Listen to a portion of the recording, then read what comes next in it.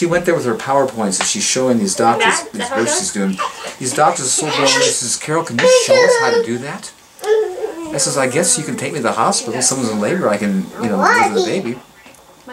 So she gets there and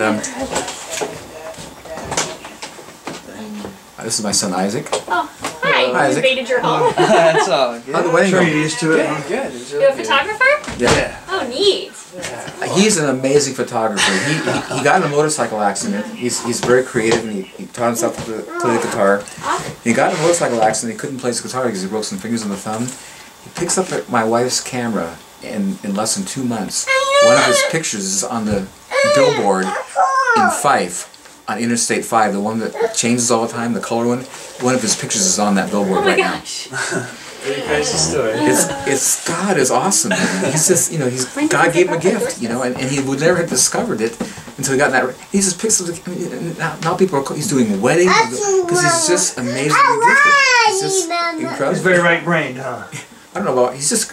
My kids are all pretty creative because their mom is, and she's very artistic, you know. They're all pretty good stuff. But it's just, you know, and again, I've always prayed that God would help my kids understand their gift, be able to operate in their gift. See, he's so blown away. He says, I can't believe it when they're paying me this money. I'm just having fun. I says, that's how God designed us to be. He wanted us to enjoy life, and you should be gainfully employed in something you're good at and love. You shouldn't be miserable. You shouldn't have to work because you have to and you hate it. You should love what you do. You know. So many of us are I mean, that's. I know, and it's not by design. You know, and so I I've don't always really like prayed. being a nurse. I'll be honest with you. I mean, Always prayed that my kids could discover their gift and operate it, and most of them are. And I feel like, yay, God, you know, this is so cool. Hey, Isaac, could you do me a favor? I have a little lodge somewhere and just operate that. That'd be my dream. Bring me that picture that's up on the wall here. That one of the bridge. Look at this picture. You took this? Yeah, Isaac did that. That is cool. Is that an awesome photograph? Where is it? It's actually a secret location. it's in Washington. It's over by, you know where Lake Cushman is? It's a little bit south, kind of by Shelton area, southwest of here. Anyways, it's an abandoned bridge.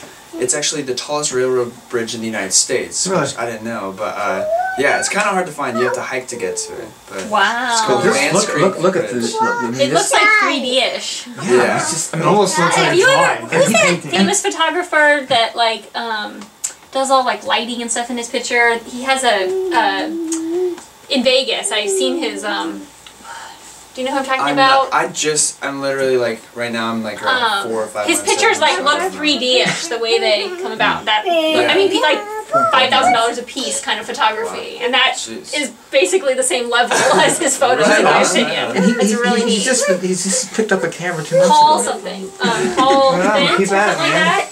Look him up. Look him up. Yeah. Something like Having that. the big.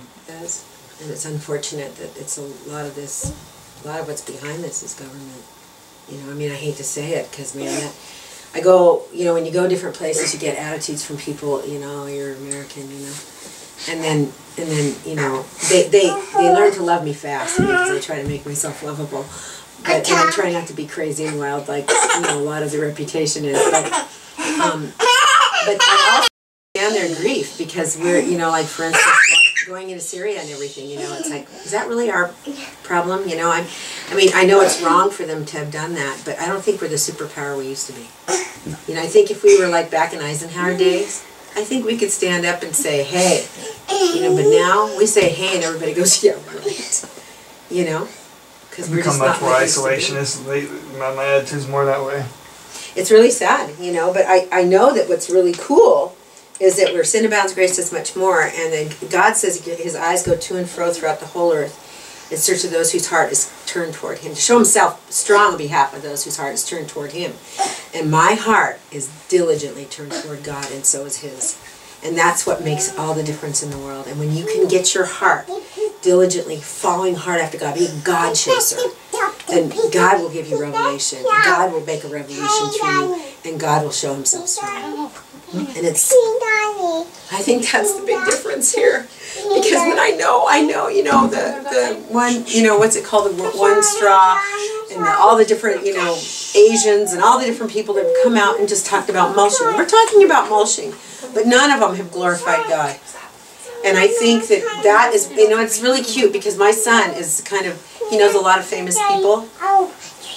And he was at this guy's house in Maui, Hawaii, because I was there last year with him. And the film had just come out the September before.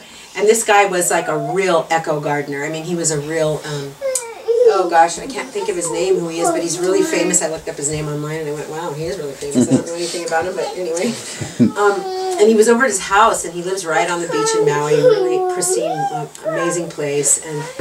And he goes, he's talking to him about, you know, all this organic farming and how it's important that we all go back to the land, and we've got to get, you know, start making their own, and, you know, yada yada.